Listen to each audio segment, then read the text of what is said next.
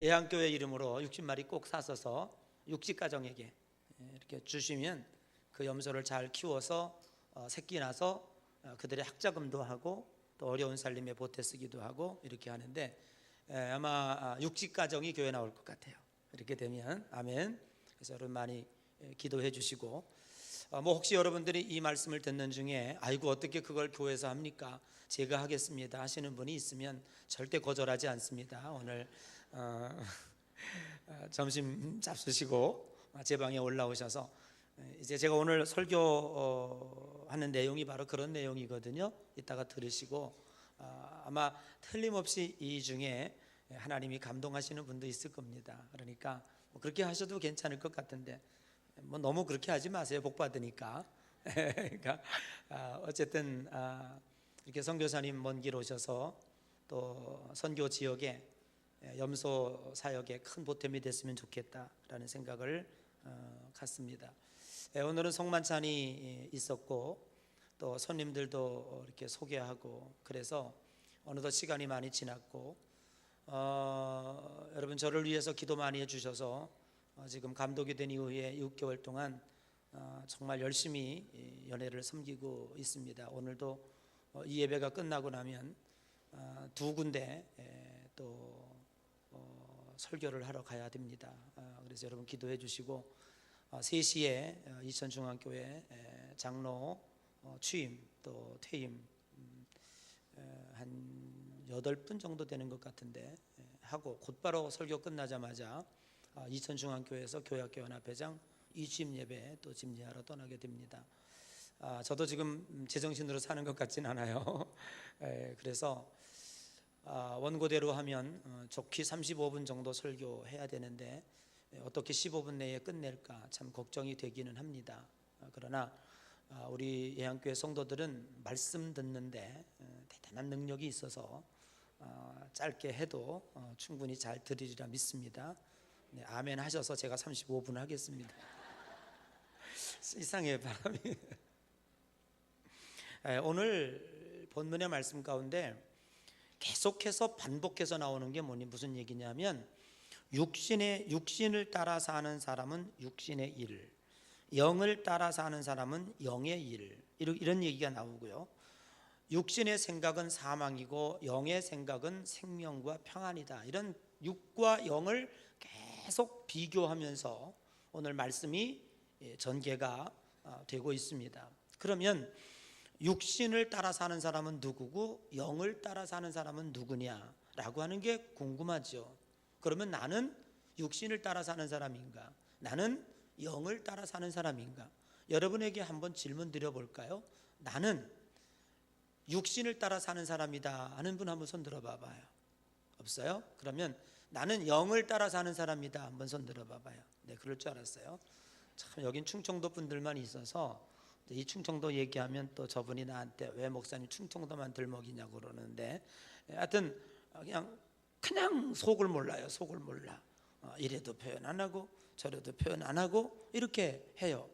그렇지만 오늘 여러분들에게 분명히 가르쳐 드리고 싶은 이야기가 뭐냐면 9절에 그 정의가 나와요. 누가 육에 속한 사람이고 누가 영에 속한 사람인지에 대하여 9절에 나오고 있습니다. 자, 9절 한번 읽어볼까요? 자, 9절 시작.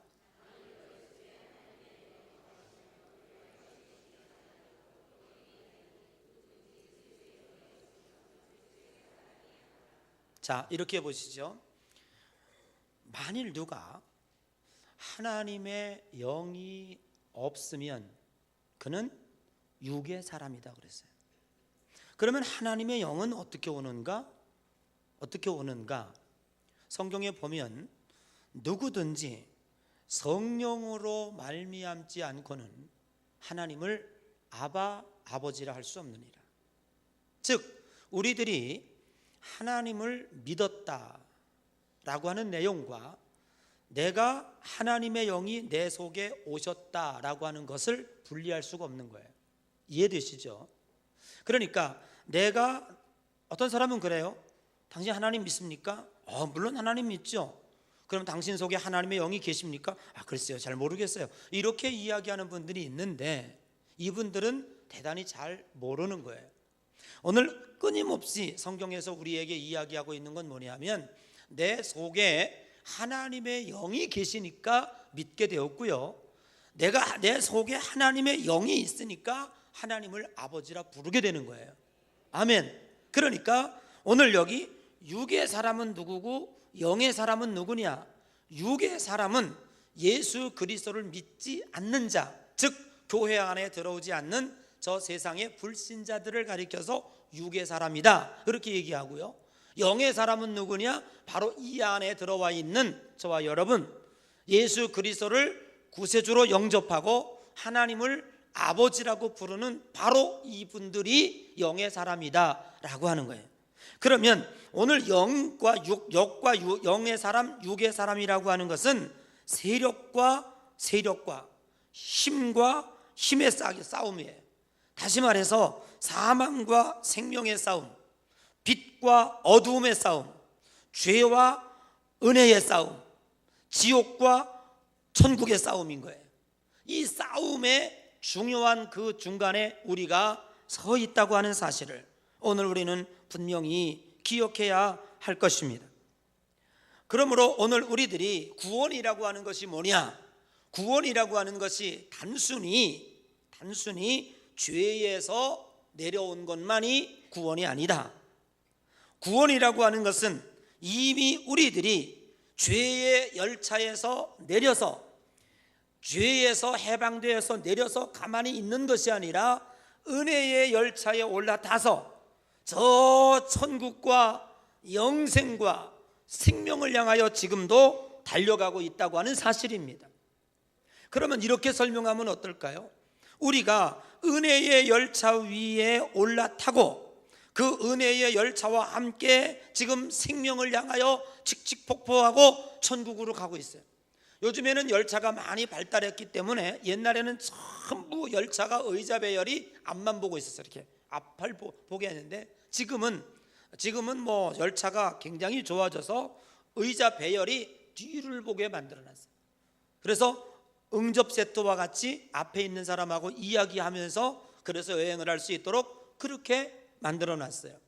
그러면 예를 들면 내가 지금 열차 위에 올라탔는데 내가 거꾸로 뒤로 방향을 해서 의자를 앉아 있어요. 나는 분명히 목적지는 이쪽인데 이쪽을 향해서 앉아 있어요. 그렇다고 해서 이 열차가 뒤로 가는가? 라고 묻고 있는 거예요.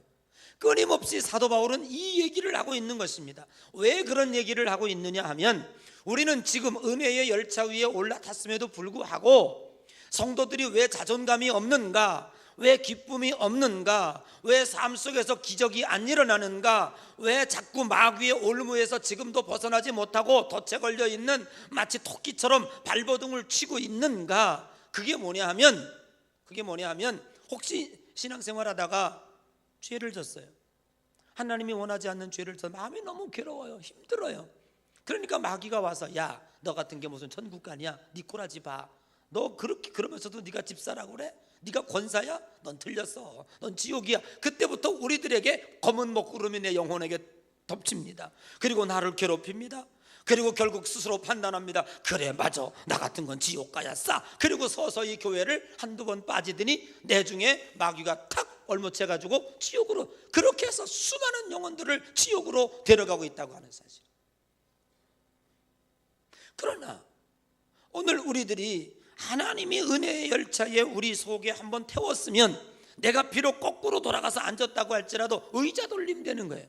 의자가 돌아갔다고 이 기차가 반대로 달리는 법은 없다고 성경은 우리들에게 분명히 말씀하고 있는 줄로 믿습니다. 사랑하는 여러분, 그 증명을 무엇으로 지금 얘기하고 있느냐 하면 육의 생각은 사망이요, 즉 육신의 생각대로 사는 저 세상 사람들은 틀림없이 잘 산다고 하지만 의자를 아무리 꺾어놓고 뒤어놓고 언덕에 매달아 놓고 간다고 할지라도 틀림없이 저들은 지옥으로 지금 열차가 가고 있다. 그러나 우리 하나님의 거룩한 백성들은 영의 생각은 뭐냐? 생명과 평안이니라. 아멘. 오늘 우리들이 하나님의 영이 내 속에 있다고 하는 것을 무엇으로 증명해낼 수 있는가? 너희들이 하나님의 거룩한 백성이라고 하는 것을 무엇으로 증명할 수 있는가? 두 가지로 얘기하고 있는데, 하나는 생명이고 하나는 평안이다라는 거예요. 여러분, 생명은 세 가지 특징이 있습니다. 첫 번째는 생명은 반응합니다. 죽은 시체 발 간지럽혀 보세요. 간지러 그럽니까? 만약에 여러분들이 죽었어, 이 사람 죽었어, 그런데 발가락을 간지렀더니 꿈틀거려. 살았을까요? 죽었을까요? 살았어요. 여러분, 죽은 시체는 절대로 반응하지 않습니다. 간지럼을 타지 않습니다. 어떤 상황 속에서도 그는 반응하지 않아요. 그러나 생명이 있는 존재들은 반응하게 되고 동적으로 움직이게 된다고 하는 사실입니다. 오늘 우리들의 하나님의 생명이 우리 속에 있다면 틀림없이 여러분들이 이 성전에 들어왔다가 여러분들이 그냥 가서 그냥 콜콜 타고 간다고 할지라도요, 여러분 그러지 마세요. 틀림없이 하나님은 그를 터치하셨어요. 만지셨습니다. 어떤 순간, 어느 순간에 묵도할 때든지 찬송할 때든지 기도할 때든지 성만찬할 때든지 설교 중에든지 찬양할 때든지 어느 순간에 어떤 순간에 내 영이 반응했는지 우리는 알지 못하지만 우리의 영은 반응하고 있다고 하나님이 간지럽히고 있어요. 여러분의 영혼을 지금 간지럽히고 있는데, 그 간지럽히는 하나님의 손바닥에 우리가 반응할 수 있을 때 나는 살았다, 나는 영이 있다, 내 속에 생명이 있다. 여러분 보세요. 여러분 여기 지금 수천 명을 갖다가, 세상 사람들 갖다가 여기다 제가 설교한다고 치죠? 절대 못 알아들어요. 이 설교에 반응하지 못합니다. 은혜스러워, 그래 주님 뜻대로 살아야 돼, 아멘 감사합니다, 나 구원받, 이렇게 하지 않아요. 왜? 저들 속에는 하나님의 영이 없기 때문에 그래요. 반응할 수가 없습니다. 그러나 오늘 여러분들은 제 말씀을 듣고 반응합니다. 마음속에 다 각자가 지금 반응을 일으키고 있는 거예요. 여러분도 얼굴 보세요. 지금 다 반응 일어나고 있죠. 저는 지금 똑같은 말로 같은 설교를 하고 있는데 반응하는 방법은 다 달라요. 여기 500명 다 달라요. 다 다르게 각자 하나님의 음성에 따라 반응하고 있다고 하는 이 사실은 여러분 속에 생명이 있다고 하는 사실입니다. 그리고 생명이 있다고 하는 사람은 행동합니다. 죽은 물고기는 떠내려가지만 산 물고기는 물로 거슬러 올라갑니다. 오늘 우리 기독교인들 마음속에는 생명이 있기 때문에 어떤 상황 속에서도 반응하고 어떤 속에서도 행동하고 어떤 상황 속에서도 정의를 향하여 움직일 수 있는 마음이 저와 여러분에게 있어야 할 것입니다. 히틀러의 항거에서 대항했던 보네포 목사님이나 3.1운동 당시에 일본의 압제에 견딜 수 없었던 기독교인들이 태극기를 들고 대한민국 만세를 외치며 민족을 살렸던 그 반응하는 행동들이나 유신정권 국제 군사정권 가운데 우리 기독교인들이 앞장서 주의종들이 나가서 총칼 앞에서 거기서 우리가 죽어간다고 할지라도 민주화를 외쳤던 그 반응들은 우리 속에 생명이 있기 때문에, 우리 속에 믿음이 있기 때문에 우리는 밖으로 나갈 수 있었다고 하는 사실을 오늘은 분명히 기억해야 될 줄로 믿습니다. 생명이 있다고 하는 것은 두 번째, 계속해서 성장한다고 하는 사실입니다. 자라난다라고 하는 사실입니다. 아기가 태어나면 모두 기뻐합니다. 건강한 생명이 주어졌음으로 인하여 산모뿐만 아니라 아기 아빠 가족들 모두 기뻐합니다. 이것이 바로 탄생의 기쁨입니다. 생명은 하나님이 창조하신 신비입니다. 그렇기 때문에 생명의 탄생에 대하여 경외심마저 드는 것입니다. 그런데 참으로 안타까운 것은 요즘에 우리나라 젊은이들이 살기 힘들다고 하여, 경력이 단련된다고 하여 자신의 행복을 위한다 하며 출산을 거부하고 있습니다. 사랑하는 성도 여러분, 생명의 탄생의 이 축복과 이 경외, 이 신비와 이 아름다운 능력이 어찌 우리의 살기 힘든 것과 그리고 우리의 경력과 나 자신의 이기적인 행복과 바꿀 수 있다고 하는 말입니까? 이것은 어느 순간 바꿀 수가 없는 거예요. 지금 우리나라 OECD 국가 중에서 출산율이 가장 낮습니다. 2050년 되면 의정부 시 같은 도시들이 한 개씩 1년에 우리나라가 사라진다고 합니다. 앞으로 100년 후에 대한민국이라는 나라가 이 지구상에 이대로 간다면 어찌 존재할 수 있겠습니까? 이것은 결코 바른 생각이 아니라고 하는 사실을 오늘 우리는 생각하며, 혹시 마음의 반응이 오신 분들은 오늘 밤에 열심히 노력하여 한 명, 두 명씩 꼭 나서 제단에 드리시기를 바랍니다. 전도하지 못한다면 낳기라도 하자. 아니 왜 그때 끊었나 몰라요. 예비군 훈련장 가가지고. 지금 생각하면 한 10명 낳을걸. 가능할까 지금 장로님? 나 진짜 물어봤어. 의사한테 물어봤더니 50% 가능하대요. 50% 확률에 한번 해보고 여러분에게 제 아이를 좀 보여드릴까요? 니나 하세요. 뭐 아니 정말 너무너무 얼마나 안타까우면, 요즘에 한 생명을 저는 목회하면서요 달라진 게 있습니다. 처음에는요 목회할 때 그냥 사람으로 봤어요. 그래서 별로 그렇게 뭐 그냥 뭐 사람이거니 많고 많은 사람 중에 한 사람이거니 이렇게 성도를 봤어요. 근데 제가 목회가 깊어가면서 느낀 게 뭐냐면 이 한 생명이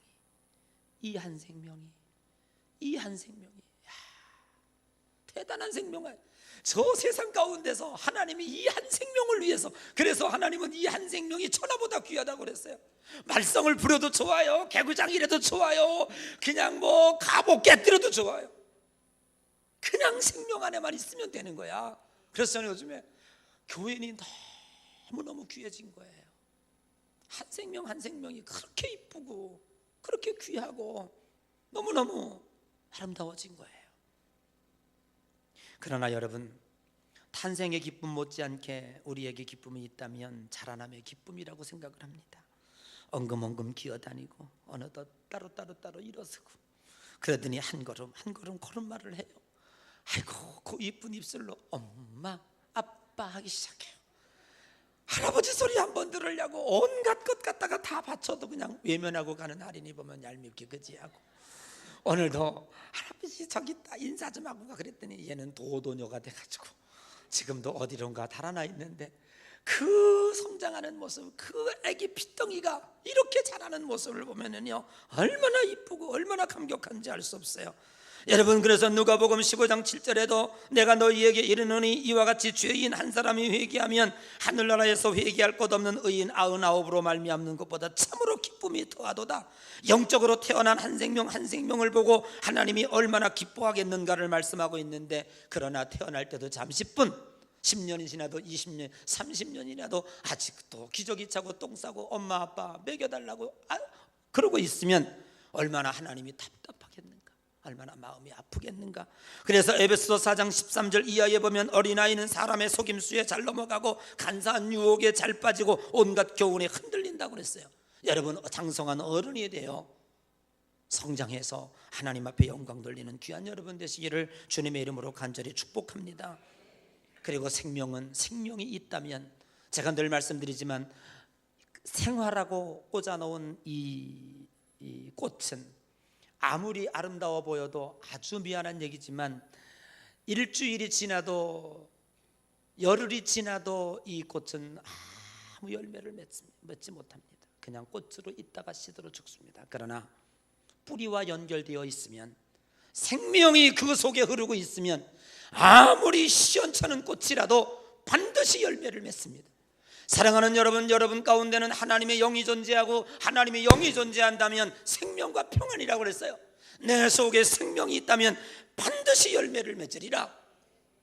결과가 좋은 거예요. 그러므로 세상은 화려하나 결과가 나빠요. 그러나 우리는 지금은 힘들고 어렵지만은 장차 비교할 영광과 좋게 비교하지 못하는 열매가 기다리고 있습니다. 그 열매는 무수한 열매가 기다리고 있습니다.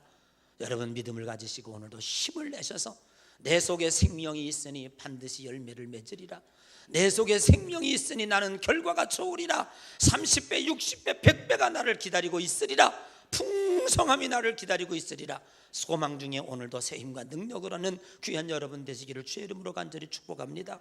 그리고는 마지막 증거는 뭡니까? 평안입니다. 평안.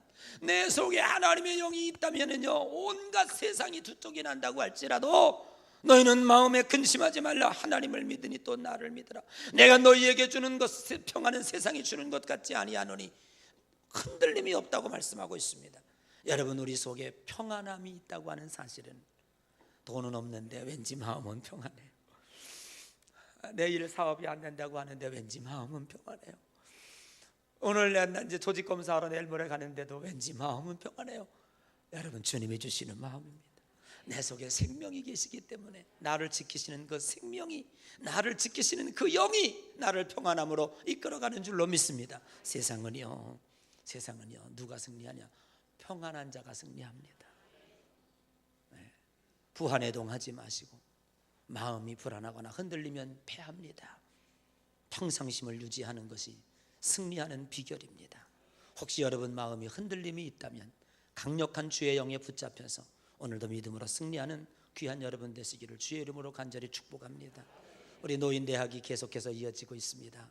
여러분, 노인대학을 위해서도 기도 많이 해주시고, 우리 은퇴하신 장로님들이 고문으로 위촉했는데 잘 안 온다는 소문이 있어서 제가 여러분에게 광고하니까 우리 은퇴하신 장로님들 꼭 오셔서 함께 어르신들을 섬기며 정말 아름다운 봉사의 열매도 많이 맺으시고, 생명은 열매입니다. 봉사의 열매, 전도의 열매, 하나님 앞에 헌신의 열매들이 여러분의 삶 가운데 많이 맺어지는 축복의 예양교회 되시기를 주의 이름으로 간절히 축복합니다. 우리 다 같이